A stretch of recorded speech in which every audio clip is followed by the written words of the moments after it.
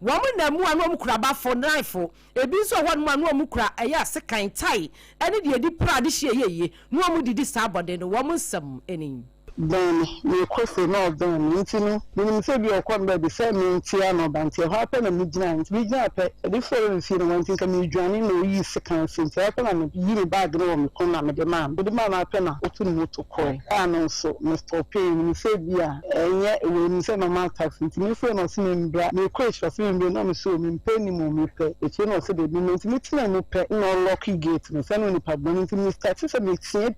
no se me tie ma se police for cross no media no to 2 weeks nti we bring the infa me kwa me store kwa dey be am bomb price na ma mo ba mbata cause me we am twice we bring the infa ehia anajo police for bebo kwan so mo bo hamachi na obampa we yem hihye because of say behind dia in ho when me behind ho wachi so behind ho esum na manfo corner no wodi bone wodi amanfo won phones wo bro binum da no me no na gina ho na me fi bebi ba e na omo attack no di ni motu na so mampra no omo di ni sika edi ni bibia second one so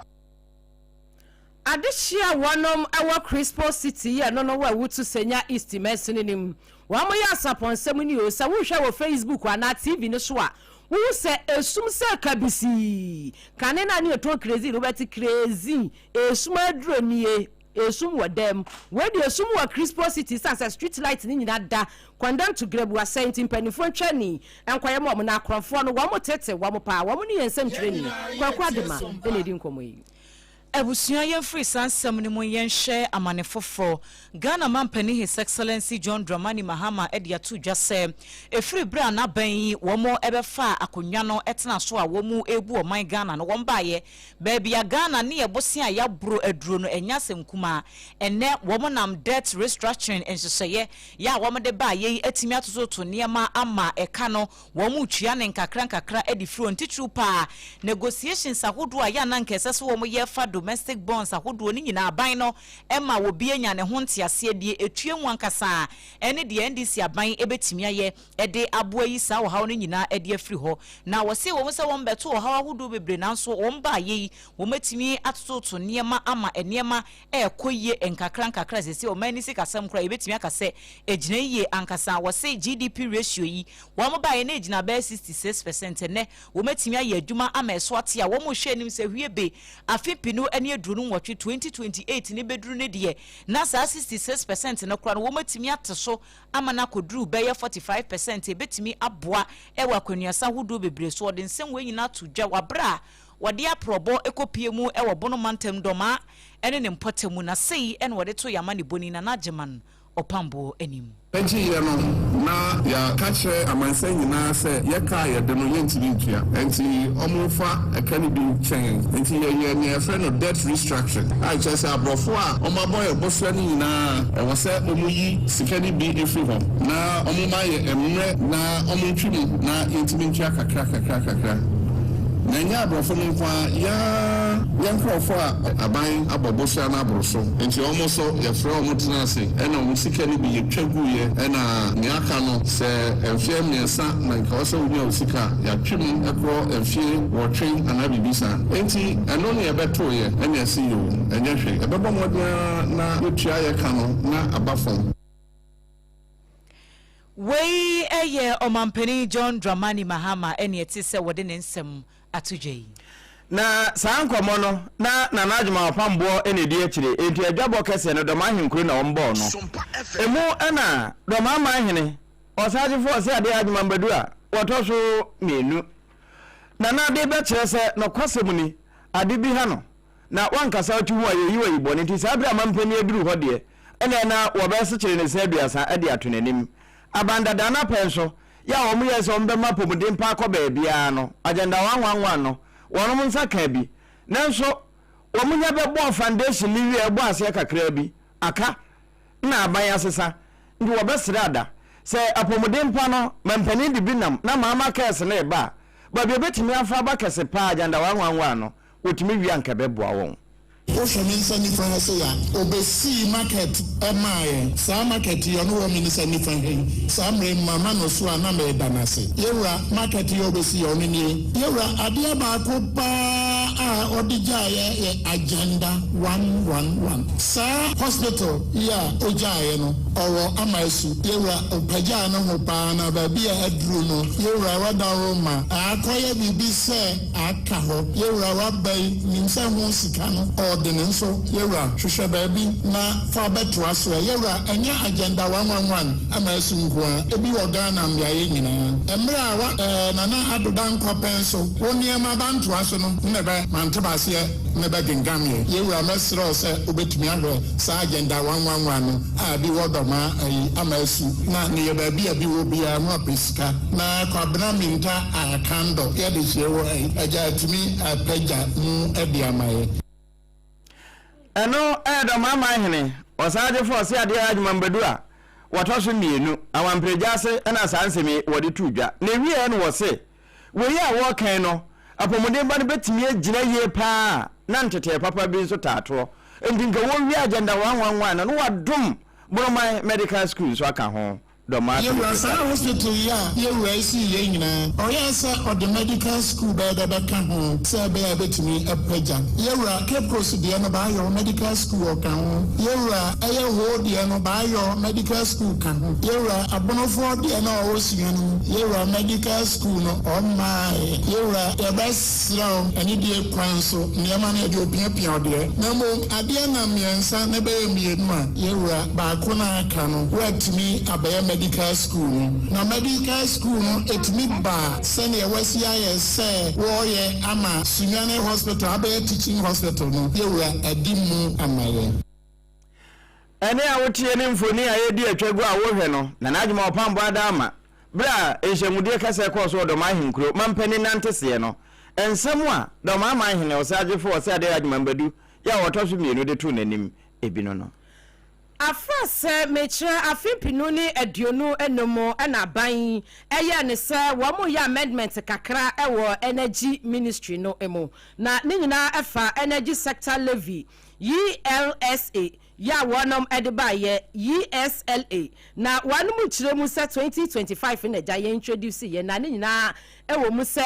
ukoto fango ewo pump ho a ana fango no ba bia ba akoto ni bia no ye de 1 cedi atoso a eno no aban no ede ye hyehyeye ewo saa asoye ni mu enti no wanum kiremu se e ma fango kra no ho nkwa atwe ewo maim eka bia wo ho ne ade no wanum de saa 1 cedi ni wo mo de totoso na enu ni ye levy ni a wo kwato a wutua no mo de be settle ni nyina sanse wo mba hu se na eka bete pa eda ho na yashas ya chiachia ya no anasan ehusam asode pa ya dom kuma wa mo mrahye bedwafie wa mo ka kira aban ne sei aban no enhye no mo yi sa 1 cedi levy no every fango so na Ghana for sabi ya pa ya ho ayesebra ya no ya de ensa ehye yokotokuo mu a esi abuwa so sei kan ya dida ma tusre ya no ane sa na amen ya ye hunu ya ho ano ne ya sa so de 1 cedi aba beto to fango so mo sade ya mo se ya campaign mo ya ba tete so ni ade na said ya Robin Peter to PayPal na mo ya Ghana foi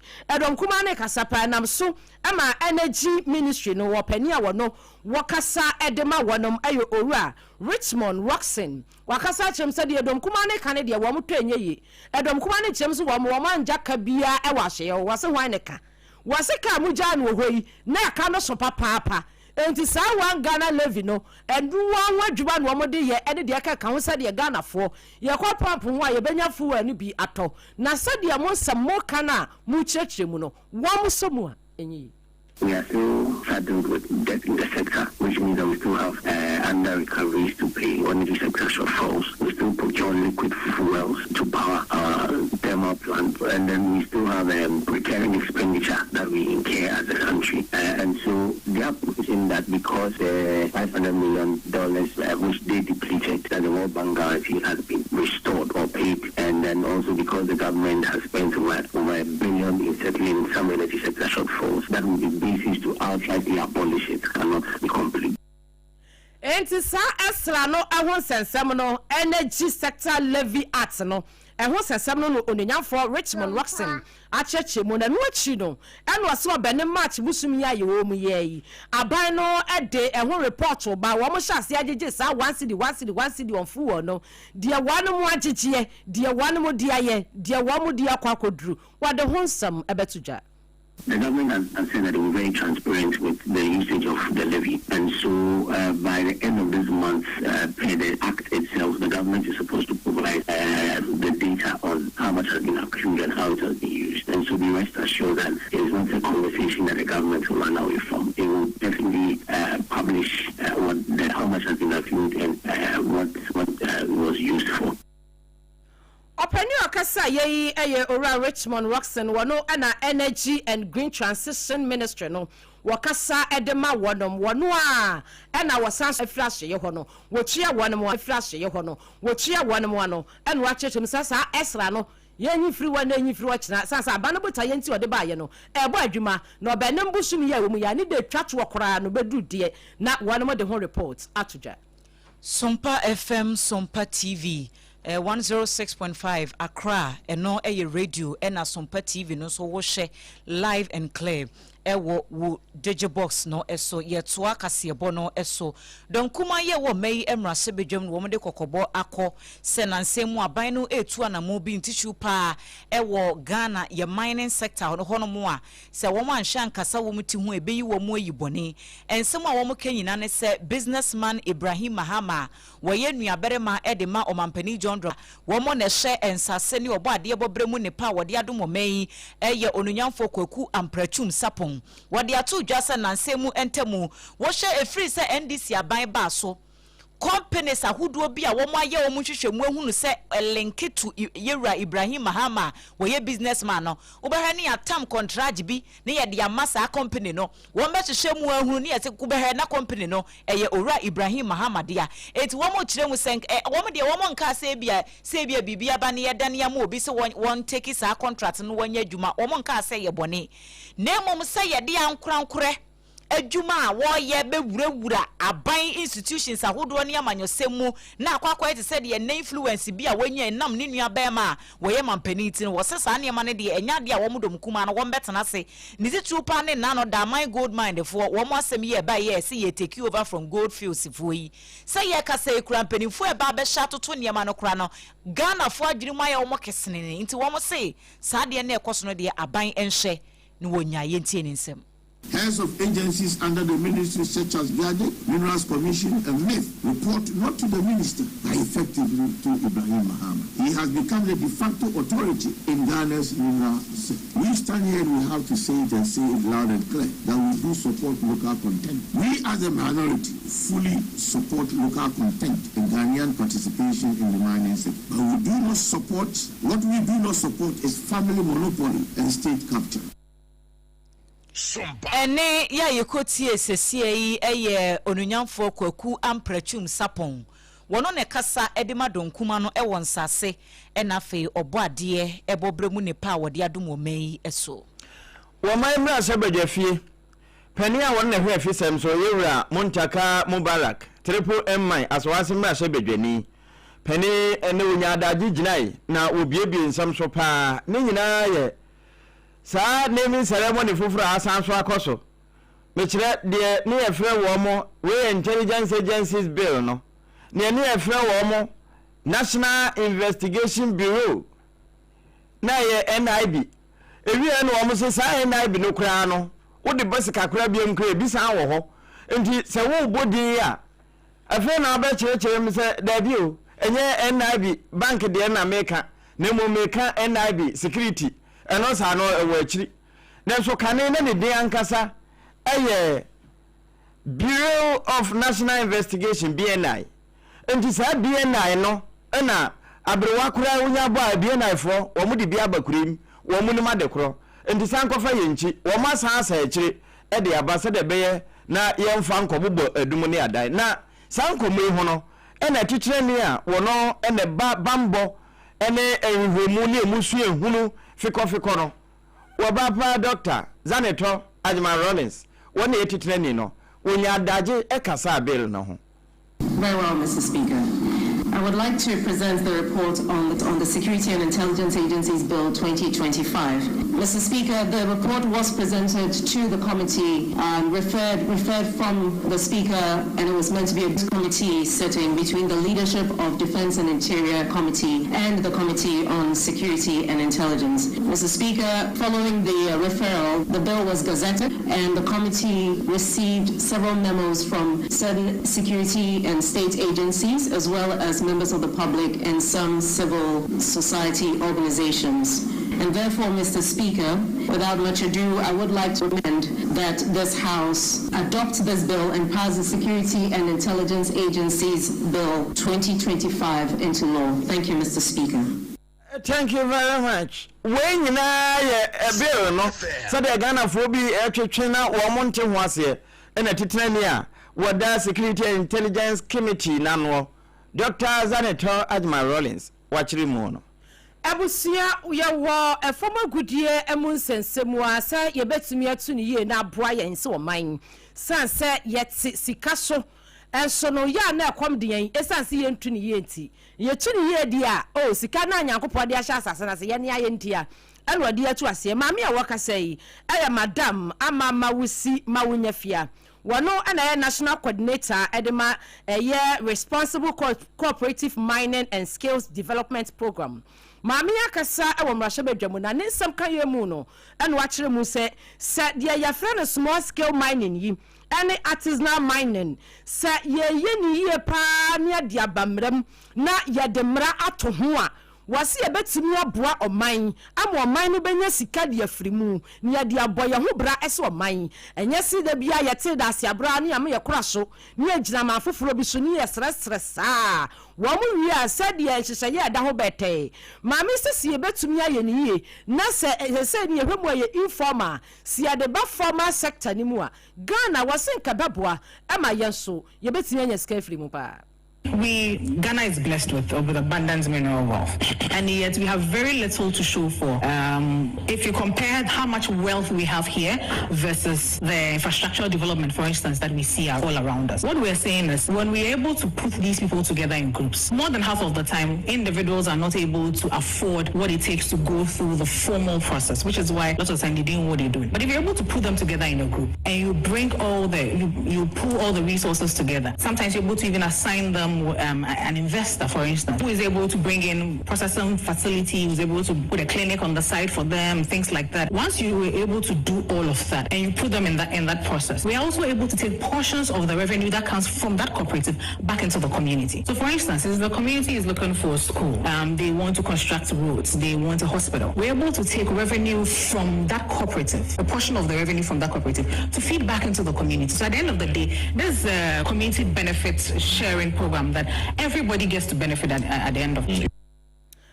Openi okasa ye madam ama wusi mawunyafia wano ana national coordinator and chief enabling officer edema responsible cooperative mining and skills development program na juma no de esompa wonso ade and wo bo adwuma ya wachechire munti small scale no any artisanal mining no si ye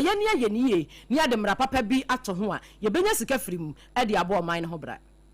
Efutu mrase bejeni wononyamfo Alexander Fenyo Makin en wode atudwa esrese enkabom enya dwuma ewo NPP amanyoko na chitaafo nchichu pa emu said ye beya wo betimi atoto niema na 2028 no enkunim akọ ede amanyoko no wode nsem we nyina atudwa wabra Tescon executives ahodo ewo tertiary institutions beye edunso wa etwehia wo memu eko enhyiamudie ne nyina no eye ano babai said ye beya enhye bi e betimi abo amanyoko ni nkunimdie 2028 no wo metimi ahye edi ho nkomo na ne nkasa emu no ode atudwa se eba ne sen esan papa emu anyway yetimi obi aye mebone ma amfa nche enti enne amanyoko kase a enti se MPP ene wo muti opposition ena sabe nkrofo bi ye de wo mo pekire wo mo Afenyo Makin na eka wo kire mu se eba ne sen ena amanyoko eti se NPP wo hye policies ahodoɔ ye transformational policies a wɔn de ba ye free mampani kofo bre so de wɔn nka nkɔ akyire kura mampani dada kofo apen so hwɛ policies MPP for de ba ye ma mampani ekufo ado ɛno so ɛbɛto aso ɛnɛ NDC for ba ye den wɔn atumi ayɛ ɛnɛ no wɔn aka 24 hour ye hu akyire enkokɔ nketenkete nkokɔ no kura ye senkrofo ɛde mo kura nipa bi na ɛka sa ade no kura manyɔfo na ne ye kyɛ edema womo enti wo kire se amanyoko MPP de womo won hyehye bebre edema Ghana fo a womo giri se nkonimu no setimi ko mo 2028 a ade se ebetimi aboa pa yes sebe party ni be fa ntem prefra na mo na mo wo various campuses woni muhumu akasa se de be ya eni omo pa MPP aban through President Akufo-Addo ye be ye and then Ghana uka any social intervention policy and this ni ba kokra every surviving social intervention program on my Ghana e benefit e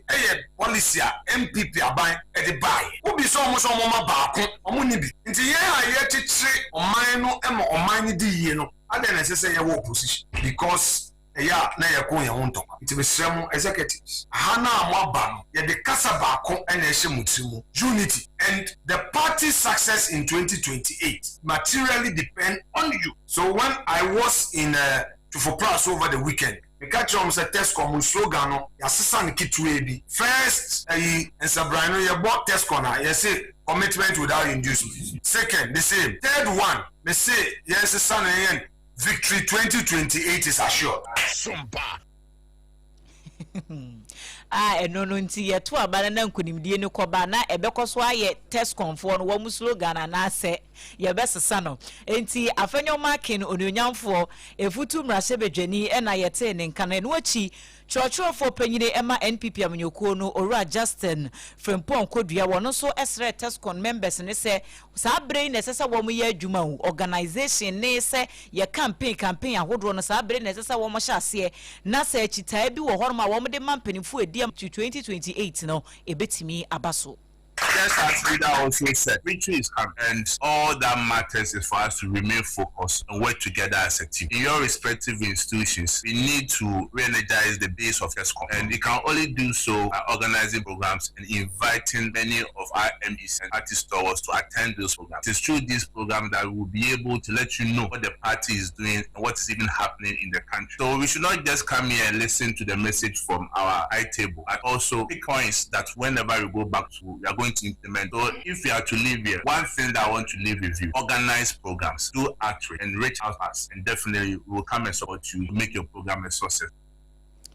Ebusuani etie ye eye Justin Frempon Kodua wono na echochrofo panyini Emma NPP amanyoko ne krakra emu Cletus Ayarega wono ejina Tescon wengi no anemu nso ede kakra etitle. It's for me not to throw more light on challenges of it. I know actually you have to see. And I would like to say once I am on behalf of my ESCOM executives. Now, of course, say appreciate your time and commitment and action you have for the party. More importantly, leadership minority focus. It's not easy. 187 members parliament against 100. Way aye Cletus Ayarega wono nejina Tescon wing no anemu kasaye edine nsem etu dwayamani boni na opon chichiku enedi wei ebae enhemudie kase bia koso asante mantemu na hinkuru kumase na media transformation conference na sa enhemudie yase na penia kanena woye Anglican for Emeritus Professor Daniel Nkasafo wono kure ya Ghana Armed Forces wadi hodwuma pa aye medwo kura pen na most reverend Professor Daniel Nkasafo na ekasa edi a kire se na no srafo ya ye fa wo ma police for kan ho ni mu immigration a ekowi on plenty forms 500,000 wo mo so wo ma fa 5,000 yi se de amanfo si kan otitiri ni Ghana fo wo ma da de na manyosem ene wo kire se ye pa de ni ye peni ya ya manyosem edi wurawuram no ye nyai enti wei kokobo ana no de bo Ghana possible now this soldier buy and what the matter bia o mrem nti soldier for na recruitment and politician ti esemo du abuma soldier for no na kase ka soldier for armed forces no Ghana Army Air Force ni Navy oni akabon friend Ghana Armed Force the politician will na secretary TSM person will change age group for 35 soldier for 34 bia 35 we training no we to make up do bia no so and security services yes we as antimamu na nshemudi ekoso na Professor Reverend Most Daniel Nkasafo na kasa yi ewi na nso National Peace Council kane chairman Professor Imana Santie entwi wono koya na Christian Council University no otua no wono nso de bi kan ho na de yenti urban area relatively in the urban area, but at least if school are dying it's hardly say Kumasi and say urban areas now we say Kola eco school and as classroom you full with the phone and you don't see that but we go class now be brave and because only library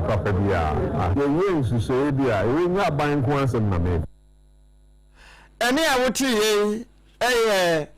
Kane National Peace Council, one more chairman, Chancellor Edema Christian Council University and a Christian Service University, a was antimemu, Professor Emmanuel Asante, or no, and a cancer and take us a meeting. Abusiani akai wasugusu a wutie pem tobraka se e SOMPA 106.5 FM yani ankrabata ni nyina wo wigina yeyi SOMPA TV no so no so yedem na Facebook no so SOMPA 106.5 what me share ho no ahya ma afofra nya bia hwe wadwenkyere no na wo de ato ho no de amaye to asem no eso na asante mantam ho ana yegina yawo ho ene enya atatafon ko efri yenua Alex Redu Kwame Redu nchen Asi edom kuma wanum wamrahye bedwafie upiemu ewo asokwa constituency a maami a wosi wanum wanemu ewo emrahye bedwamu upiemu ewo dom dodo a edom kuma wamo ewo emrahye bedwamu a wono ena ya openikase na bedi akire maame Patricia Apiejei wani panifo bi ekopiemu ewo manso odumu ase manso odumu ase no wanu kyem se wamudua kokoo paa wo ho ena no mkohia akuafo a wanu ho nyina no mse akuafo yaba ya beka kire mo se moko amoko ya ne moko abom esu amusu ya ne musu abom ne ya ne dom kuma ye wo mrahye bedwam no ya mene bo anomusu aguso ese ya ni aban ne be ko ahye de deserve mo no e wasa aban ne de mamo ya ntena ho anya hye han e ma aban ne sisi musa ma me Patricia Apiejei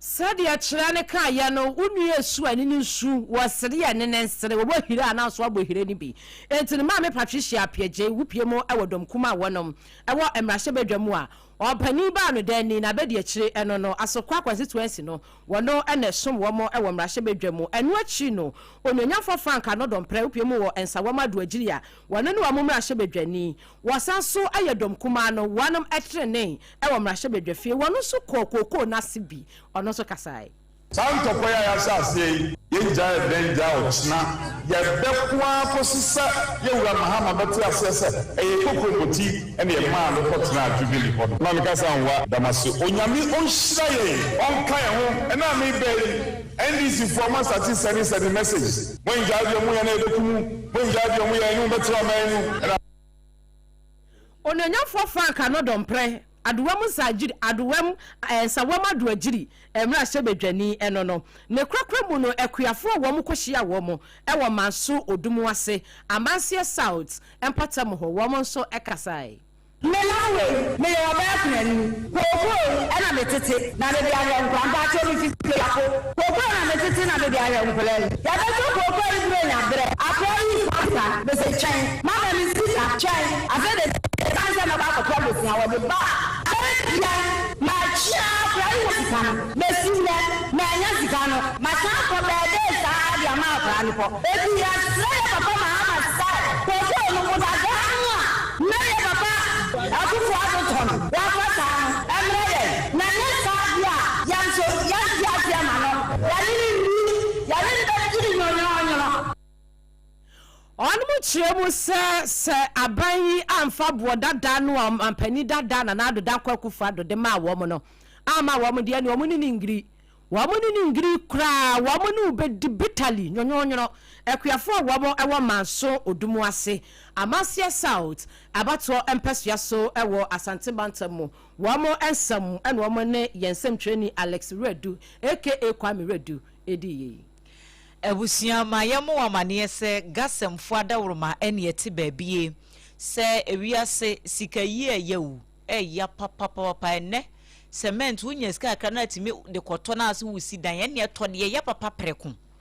to de ya papa se de be ya wusi dan no a one time enye se ya si dan na wi o ha no wu se cracks bi ahase e fa baabi na afi na wo kope papa na me ya be pache eno so de emwa eye gasem super strong waterproof cement se ebi obi o horoma ya si dan dan na ya si ne se be dan na ensinsuo mu baba wu se wo honom ana wo dan na wo dem na se na ho nyina ahase wa na yi ya use cement papa and 19 year super strong waterproof cement na ba ensuo etimi no enti wo use a wonni oha bia e wo ho ba bia ton building materials ni nyina akọ no mo a ubenya bi wo se ope gasemfo de no ebi super strong waterproof cement endpoint homeopathy clinic se memo amane se yade bi etete wo fa bra no wo monye ho adwuma emfa mawo se ebi a wo de ne ye wo kidney ana se wo liver ena oha bi aba wo ho ne eniema yedidi ne no drinks ahodo edodo no a enya nsusuaso bone e we nipadua no eso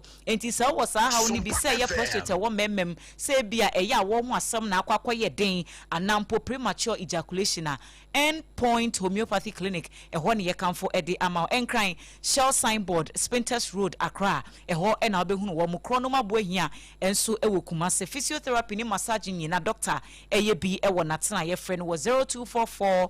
867068 0244 867068 and 0274 234321 na ene doctor endi enkomo kasa natural mineral water eya bujunsuo ensuo ya sonsonso ne de afa mfidie mu ate ho kama program bi a wo yese yeye se eye party se ya ware na woji apebi na faso wo hoho no wankasa wo betu che ede ama pa se wani ate wankasa nso wo ye guy e na osan ewo krum eye kasa natural mineral water Kasaloma Ventures for na kofa ede abataifa enkran back hospital no echi ho no mo a eho e na abehunu wo mo de se bia bia wo na eho wa na untimi emma taifa emmeto nsuo no wankasa afre wo de begu ehyen mu na wo ma be deliver e de ama baby awo bi ya numbers no eye 0206 469430 0206 469430 and 0303 965780 time heba mixture ene ye the time ato kasebo no eso na ye the time ato kasebo no so for time eto yade no eso entunya time eba mixture ni bia say 3D na etete wo say bia wo de no wanum ato untimi nidi obo horoma de bia o complain ye nemiti wo kina me yem adechia me nsa mabakon ene sa ne ma ne nyina na ha dwene wo be sori kwa na woni motivation bia say obekọ adwuma because body no abre eye time heba mixture wo ye test no na say hu say eye malaria na say fever pe na wakwakope bi na watimi abobo aboa amo apomde ho nsema konkan ba bia tuntu onro bia obenya bia to 0244 417 669 yentoa ensem no so emfa emamo awie na efutuo akọ ede amagana forces ye wo Ghana mantimu a ye celebrate wo se Ghana ye local drinks ahodro ya ye didi dwumane ade enso esese ye hyemu kina na ye ma ehu adwadie no etimi ekosoro na Asante Mantem regional manager ye oda Ghana Distillers and Cooperative Association ano Owura Patrick da kokreme en wode saa asemi atuja wose ye ka Ghana manti obesrese se bia match ni twemu eno so nkyerese ya to Ghana ye niema na twini titru pa ene ensa ye ewo memu emre bi atwemu ko gatherings bi ase enya peteshi kakra ne enya nsafufu kakra ne enya pito no mo ne sa ne mane enne wo mo de so bolo ne sa ne mane ne nyina ba bekeka ho ne nyina ka local drinks no a esese ye promote ne ye jai obi ma so de ne ye kokra e de ba wo man mu se won de wo hunu se Ghana de ne ye promote a ebetimi kra ma enyuma abusu ewo man no emu wo ne yama ne boni ba wa beidu edi nkomo Osiduma yesu edidibwa Ghana man eyensanwa ya apetesi nenoa nenom ene duma edidibwa Ghana man se enu eye sanse so hwe yensan ye no Ghana man ya eno na dodo na yediye tisabria yedi ye Ghana man timu mesre Ghana man se yensan ye no Ghana man ha yema yeninye ho na yem patronize se be ye bema yenso yeduma no etimi etumpon na aboa Ghana man sanse yenuma ye yenso ye wonkola ya fa wo mu a eboa Ghana chichireye ntino se yenyina ye ka bom na mo aboa se yen yeduma dia yedi ye Ghana yensa ye no ya petesi no so mo boa ye no mo patronize ye beboa ama Ghana afane ntuma pafra na sabe so a ye wo pebre mu no mefa akwanya we so na masre ye members ni nyina se de omo carry ska kotome bitimi to 500 pound trees etna ho eye ho dwuma na obekọ fa ja atum ni ni se obeyesa na mo Abusia onipa yete nini wono na okọ Asante Mantem a woye manager eda Ghana Distillers and Cooperative Association ano Owura Patrick Dakon Treme bawa beidu esanso to bi som yen na ni nyina ne se krosini bedwa krache ya wono wasma de hye wonom ewo atwemamponua empatam ho eyononyafo Ibrahim Isahak wane yenua no mozramifu a wonom wa afa ho wakwaye wonom adoye pa ye nyina nim se wamu Ramadan akomchine a wonom hyase no kren womu di bewe ye nyambo china ye celebrate nti akoma womu drinks ensuo emo biscuiti ene de ekeka ho se womu break yi womu enfam breaki na wase akomchine no enafom Yesu Kristo yi 40 days 40 nights na kwa ka de ekana bamu yabui na se motimi ya pa no mawia hunisa wajibibi papa e de free alanchen entini wi amu wi mamon kase ye Ramadan akomchinti ene ye de ye hu si ho sa for ye tiase ya twe ye hu free bone ho mu wi amon to so saa samu betwe ho afri enema bone ho na etumi aboa woni padua na oman no so enya mfaso papa bi afri mo so me fa kwan so akasa atwere na mabunu se akire ye ayi ya free enoma bia na mmo wa abrabom enoma bia emfa asumdue de hawbre abrabom a akire ntomu jai no mesre so mo se omunjai omo abrabo tiniye ade ombe ya de mfa so bebo mo padua no de mfa so ba atwampo no Ghana nyina na omonye mo monye ade a ombe ye enya aban amane openi okasa yeyi eye krosini bedwa krachi DC ya wono owo atwemamponua ekrosini bedwa nim ononyamfo Ibrahim Isahak wono enani enuanu mozramifu yi akwa abomu aye wono adoye kunafo so wo hwe wonom pa e wafa ho aye nsem treni ba wa bedu edi munsam esom yen ewi abusua ye gina yeso ne age abo afron krato sima yesro twen yen ye basisia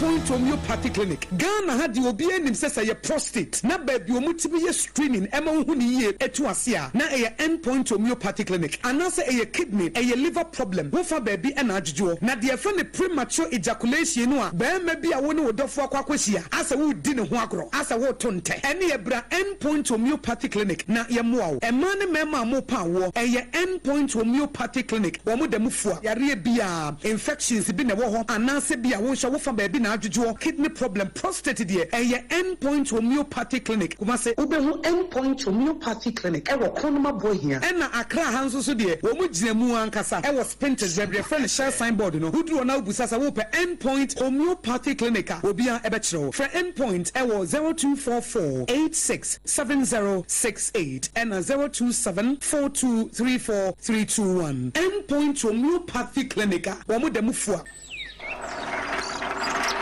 Hedebo how crania, Ebo, wash me worry. Busumi bia na nsu afro na hu nyina awrewre. We kan ho a busumi mienu a me penti. Me hu ya me nyem ho kra bio mebo. Ah, Kofi pa. Na se won timi fa painting kunti anzu. Hwe ohaw no ewo dan no mu ankasa o. Oh, inti we dey man den. E dan no pose me wi o. Simple kra. Gasem super strong waterproof cement. Omo cement fofra wa ye no abefo kwan so a. Ebo e dan ho ban free nsu ho. Nsu ho ban bo. Eni se we dey repairs nkwan. Oh, da bi ominia. Eno ne ma ne dance no. Hwe tumi dia sowosi anso anonom no ma wo penti kura na e wawai ano ana obetumi nso die sidan sa obetumi dia foundation block work plastering chese cement ba ko a utumi di sidan na samma bambo mapano no wow Gasem super strong waterproof cement ba ko ye di sidan na sam bohon ban sinu ye preko Gasem the nation builder.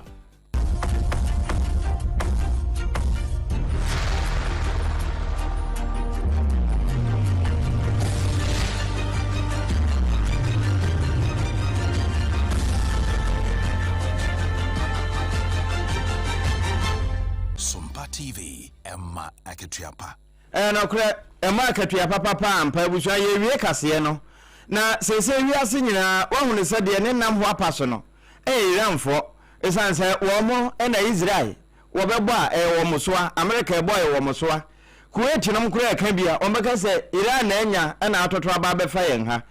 eno na America mampani ka se wo mo a wo japade fa Strait of Hormuz ho no wo mo so nkeka won ho nanka wo mo mfa srafo no ship ne wi mo hyen enam wi no nkobɔ ho mpempa akopem se wo mo de bɛyɛ crossing na nso ni nyina no wo kan ye asa ebinom de ayɛ wo de waso ayɛ wo mo men ɛno na neto wo mo secretary general Mark Rutte wo de ababato se enkomo no mpanimfo adie no wo no mo nso ayɛ krado se wo mbe de ombetimi bia aboa se Strait of Hormuz ho no ekwan betimi adem na wo mo a wajapade fa ho no nso When it comes to the Strait of Hormuz, I've been in contact with many allies. We all agree, of course, that Strait has to open up again. Allies are working together, discussing how to do that. What is the best way to do it? They are working on that collectively to find a way forward. And then, Yafa Ediama SOMPA TV, SOMPA FM, one casebo, one video, one voice, and no any Ediama. And you see, na away, Pramotobra Cassia. Ghana cement so yemu say yensi ne vigorously emfa maw na time heba Mr. Dr. Tafri Jayo wono so ka ye ho a endpoint homeopathic clinic wo ma ya ende kase no ne ye de kasa na kasa ye nti kasa natural mineral water wo so yemu bi ye de o epem ye no information centers de e bro twe hunwi wo mo fa bi SOMPA ye stations ahodo nyina say ye takurade